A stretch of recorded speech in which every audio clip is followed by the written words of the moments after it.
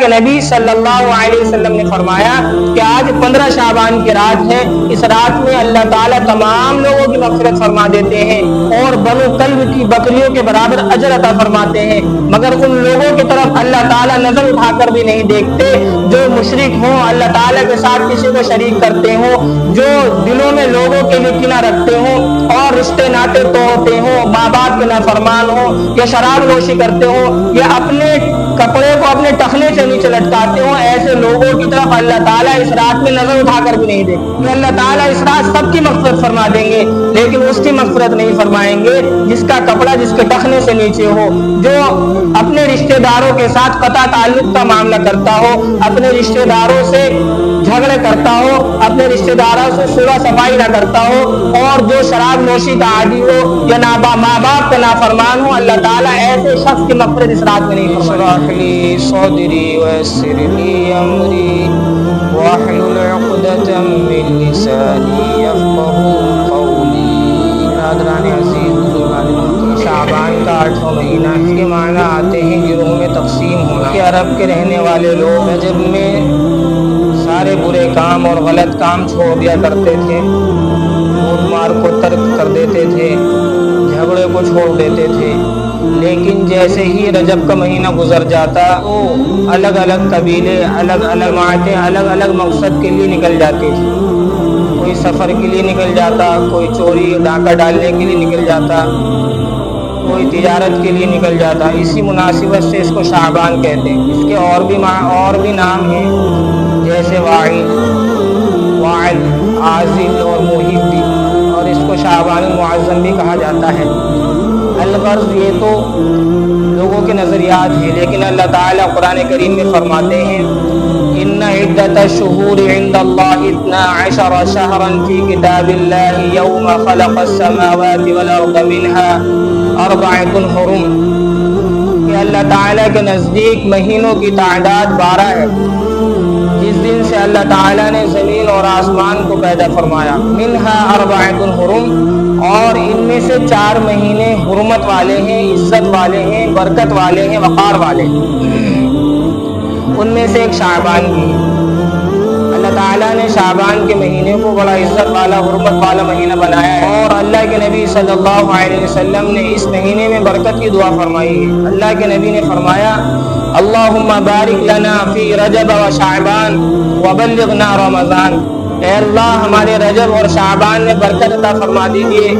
اور ہمیں رمضان تک پہنچا دیجیے۔ دراصل رجب اور شعبان یہ رمضان کی مہینے کی تیاری کے لیے اللہ کے نبی صلی اللہ علیہ وسلم ان مہینوں میں رمضان کی تیاری کیا کرتے تھے، کیونکہ جو آنے والا مہینہ ہے اتنا بابرکت مہینہ ہے، اتنا عظمت والا مہینہ ہے، یہ آنے والا مہینہ وہ مہینہ ہے جس میں قرآن کریم نازل کیا گیا،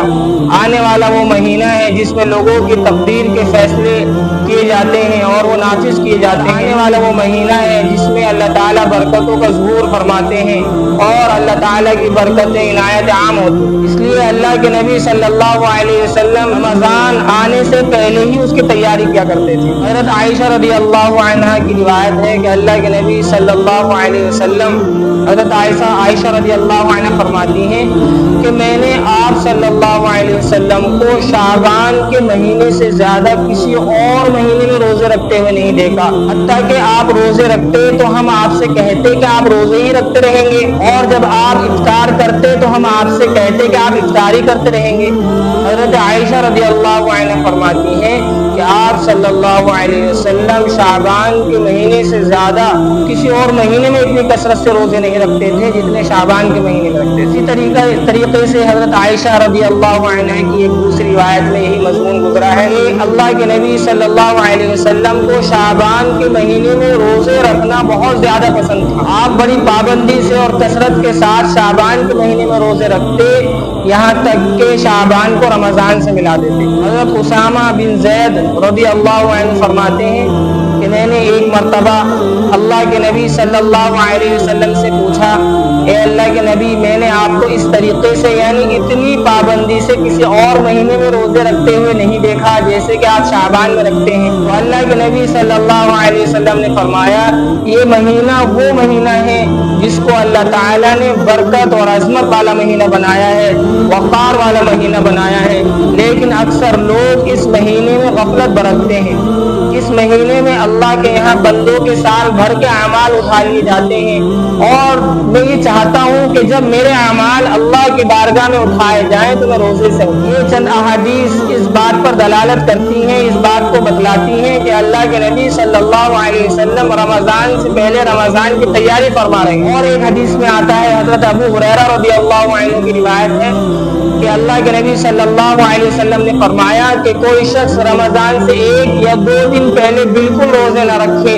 مگر وہ شخص جو ان دنوں میں روزے رکھتا ہو۔ اور ایک حدیث میں آتا ہے، حضرت ابو ہریرہ رضی اللہ عنہ کی روایت ہے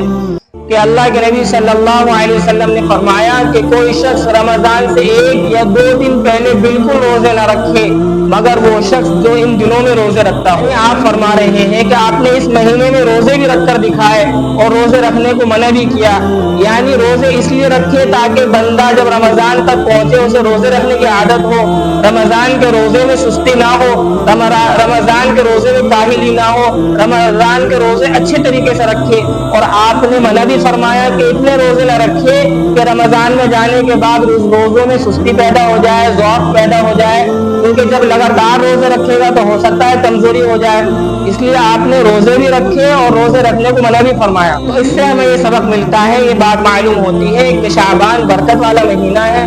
اور اس میں ہمیں جو کام کرنے کے ہیں وہ یہ کہ ہم رمضان کے روزے رکھیں، اور جب 20 رمضان گزر جائیں، 20 شعبان گزر جائیں تو اس کے بعد روزے نہ رکھیں۔ ادھر حقیقت رمضان کی تیاری ہے۔ رمضان بہت برکت والا مہینہ ہے، اللہ تعالیٰ نے اسے بہت برکتوں سے نوازا ہے، اور اللہ کے نبی جب رجب کا چاند دکھ جاتا اسی وقت سے دعا شروع کر دیتے۔ ہر نمازوں میں آپ دعا کرتے، اللہم بارک لنا فی رجب و شعبان وبلغنا الی رمضان، اے اللہ ہمارے رجب میں اور شعبان میں برکت عطا فرما دیجئے اور ہمیں رمضان تک پہنچا دیجئے، آنے والا رمضان ہمیں میسر ہو جائے۔ یہ تو تھی رمضان شعبان کی فضیلت، شعبان کے بارے میں جو حدیث میں وارد ہوئی ہیں،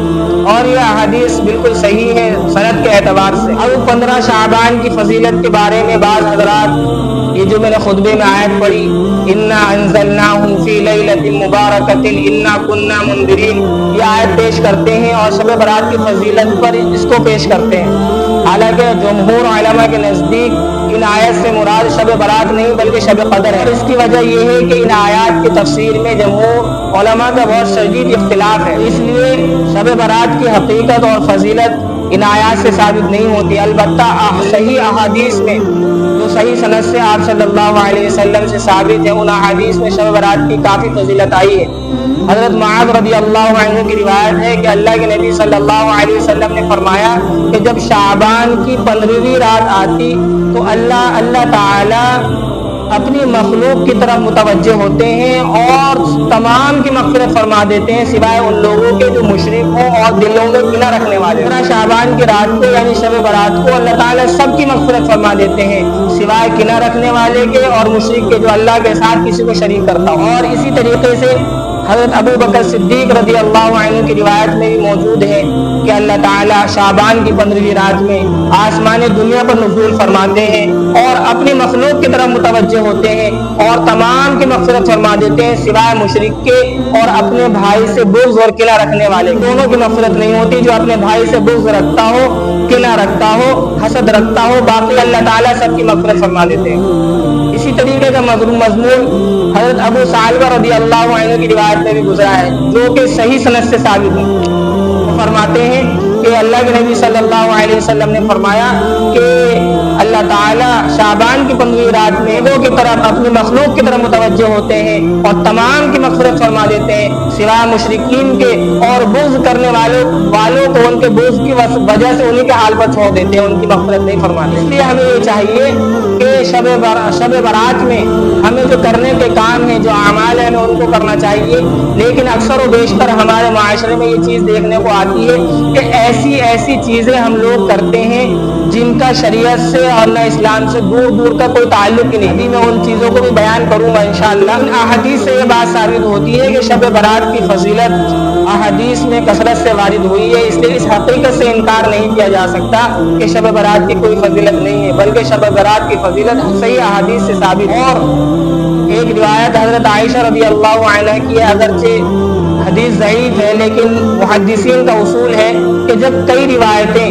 متعدد روایتیں جمع ہو جائیں تو حسن کے درجے کو پہنچ جاتی ہیں، یعنی فضائل میں ان پر عمل کیا جا سکتا ہے.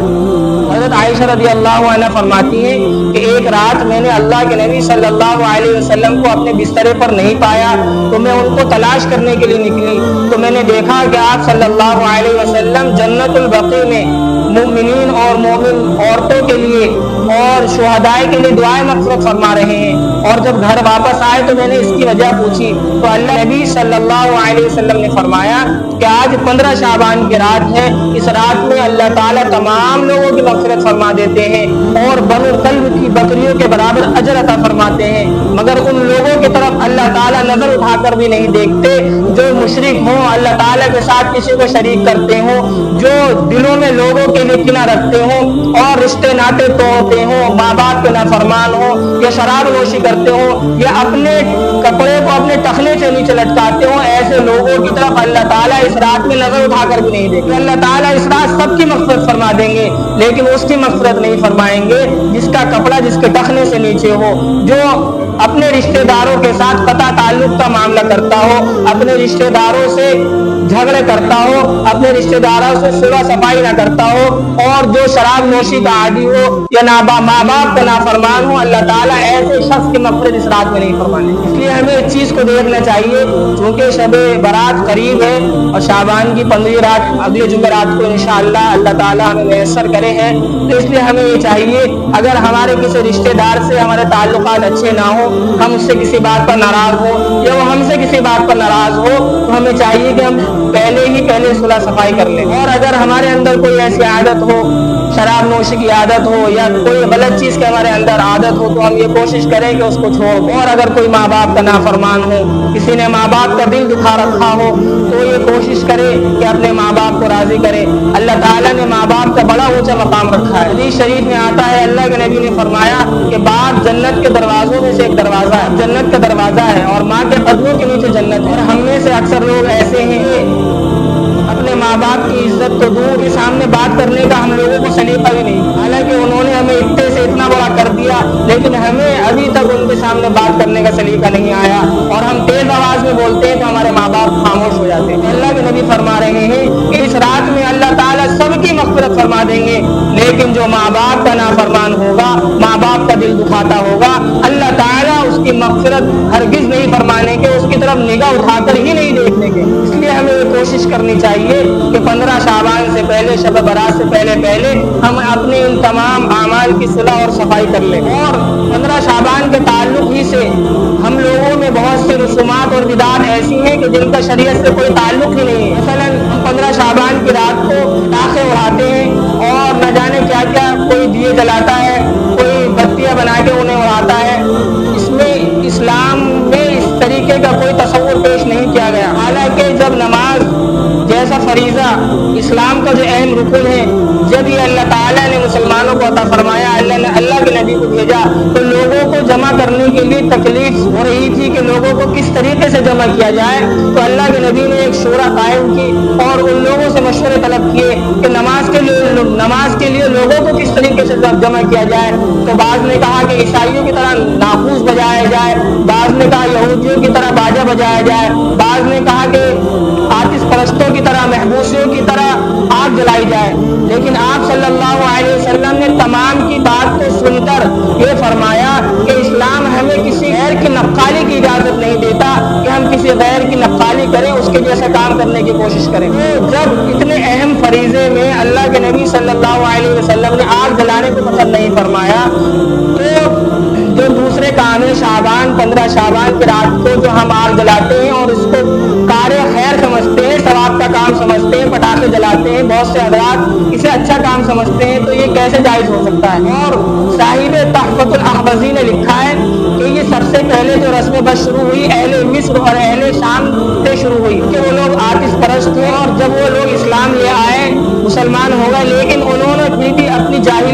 پرانی جاہلیت پر وہ قائم رہے۔ آگ سے ان کو محبت تھی، اسلام لانے کے بعد بھی وہ آگ عزت کرتے تھے۔ اسی طرح دیکھا داخل اور مسلمانوں میں بھی یہ رواج شروع ہو گیا۔ اور اسی طریقے سے 15 شعبان میں ہم لوگ حلوے کا اہتمام کرتے ہیں کہ بعض لوگ نہ بھی کرتے ہیں، پیسے اگاتے ہیں، پیسے جمع کرتے ہیں کہ بھئی حلوہ بانٹنا ہے اور حلوہ بنانا ہے۔ اسلام نے، شریعت نے اس کا کوئی تصور بالکل ہرگز قطعاً پیش نہیں کیا۔ اور بعض لوگ ثبوت کے طور پر کہتے ہیں کہ اللہ کے نبی صلی اللہ علیہ وسلم کے غزوہ احد میں 10 شہید ہو گئے تھے تو آپ صلی اللہ علیہ وسلم نے حلوہ تناول فرمایا تھا۔ یہ بات بالکل صحیح ہے، لیکن آپ صلی اللہ علیہ وسلم کے جو غزوہ احد میں 10 شہید ہوئے تھے 3 شوال ہجری میں ہوا تھا، تو شعبان کہاں سے آ گئی؟ بعض لوگ کہتے ہیں حضرت حمزہ رضی اللہ عنہ کی وجہ سے ہم 15 شعبان کو نیاز کرتے ہیں، حلوہ کرتے ہیں۔ تو حضرت حمزہ رضی اللہ عنہ کا بھی انتقال، جو آپ شہید ہوئے، وہ بھی شوال میں 3 ہجری کو ہوئے۔ اور بعض لوگ یہ کہتے ہیں کہ جو ہم شب برات میں حلوے کی رسم کرتے ہیں، حلوہ بناتے ہیں، وہ حضرت اویس قرنی رضی اللہ علیہ کے نام کی نیاز کرتے ہیں کہ انہیں جب یہ پتہ چلا کہ اللہ کے نبی کے دانت جنگ احد میں شہید ہو گئے ہیں تو انہوں نے اپنے سارے کے سارے دانت توڑ لیے۔ اس لیے ہم بھی حضرت اویس قرنی رحمۃ اللہ علیہ کے نام کا یہ نیاز کرتے ہیں، حلوہ بناتے ہیں۔ تو برادران عزیز، بزرگان محترم، اسلام نے اس کا کوئی تصور بالکل بھی پیش نہیں کیا کہ اس طریقے سے حلوہ بنایا جائے۔ اور بہت سے لوگ شربت وغیرہ تقسیم کرتے ہیں اور اس کی بڑی بڑی عجیب من گھڑت اور روایات اور قصے سناتے ہیں۔ تو میں آپ کو یہ بتاتا ہوں کہ اس طریقے کا آپ صلی اللہ علیہ وسلم نے یا احادیث میں، قرآن میں کوئی تصور بالکل بھی نہیں ہے۔ تو ہمیں جو کرنے کے کام ہے شعبان میں وہ یہ کہ ہم روزہ رکھیں، اور جب رمضان قریب آ جائے تو روزہ نہ رکھیں، اور جب شب برات ہو، حضرت علی رضی اللہ عنہ کی روایت میں ہے کہ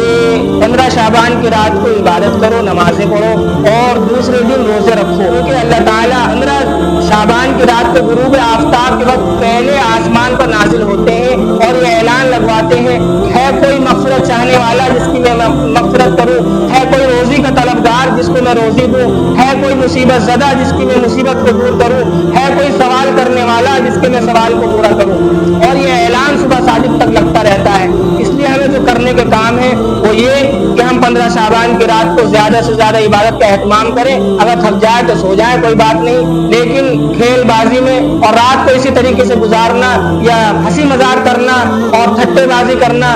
یہ نہیں کرنا چاہیے، بلکہ اگر عبادت نہیں ہونی تو سو جانا چاہیے اور دوسری چیزوں میں مشغول نہیں ہونا چاہیے۔ اور اس رات میں زیادہ سے زیادہ دعاؤں کا اہتمام کرنا چاہیے۔ بعض روایت میں یہ بھی ہے کہ اس رات اللہ تعالیٰ تمام فیصلے فرماتے ہیں کہ آئندہ سال کون کون مرنے والا ہے اور کون کون جینے والا ہے، حالانکہ اس میں بھی اختلاف ہے۔ اللہ تعالیٰ ہمیں ان باتوں پر عمل کرنے کی توفیق عطا فرمائے۔ آمین۔ وآخر دعوانا الحمدللہ رب العالمین۔